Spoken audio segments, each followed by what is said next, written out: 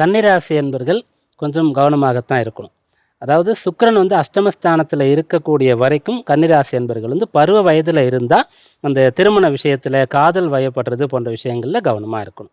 திருமணம் ஆனவர்களுக்கும் கூட சில சமயத்தில் தசாபக்தி சாதகமாக இல்லாத போது இது போன்ற பிரச்சனைகள் ஏற்படக்கூடிய அம்சமானது இருக்கிறது. ஏன்னா அஷ்டமத்தில் சுக்கிரன் இருக்கும்போது அந்த கலத்திர ஸ்தானத்தில் சனியுடைய சஞ்சாரம் அதுவும் தனித்து இருக்கக்கூடிய அம்சம் இருக்கின்றது. அதனால் இந்த வாரத்தில் ஒரு கட்டுப்பாடு உங்களுக்கு இருக்கணும். கவனச்சிதறல் கூடாது. இதுபோல் எந்த பெரிய பழக்கமும் கெட்ட பழக்கம் கெட்ட எண்ணங்கள்லாம் இல்லை அப்படின்னு சொல்லும்போது அந்த பொழுதுபோக்கு கேளிக்கையில் அதிகமான ஆர்வம் வரும். அதுலேயும் பணம் கொடுத்து சூதாடக்கூடிய விஷயங்கள் இருக்குது இல்லையா? கிளப்பில் போய் சில பேர் ஆடுறது, இப்போ கையில் ஃபோன் இருக்குது அதுலேயே ஆடுறது, அது போன்ற விஷயங்களை இந்த வாரத்தில் நீங்கள் தவிர்க்க வேண்டியது ரொம்ப அவசியமான ஒன்று.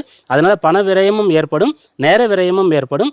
அதனால் வேறு பிரச்சனைகள் ஏற்படக்கூடிய வம்சமும் கூட இருக்கிறது. அதனால் இந்த கேளிக்கை போன்ற விஷயங்களை சுக்கிரனுடைய பாவங்கள் காரகத்துவங்கள்னு சொல்லுவோம், அதை மட்டும் தவிர்த்துட்டு மற்ற அனைத்து விஷயங்களையும் நீங்கள் தைரியமாக 100% நம்பிக்கையோடு செய்யலாம். எல்லாமே உங்களுக்கு சக்ஸஸ் ஆகும்.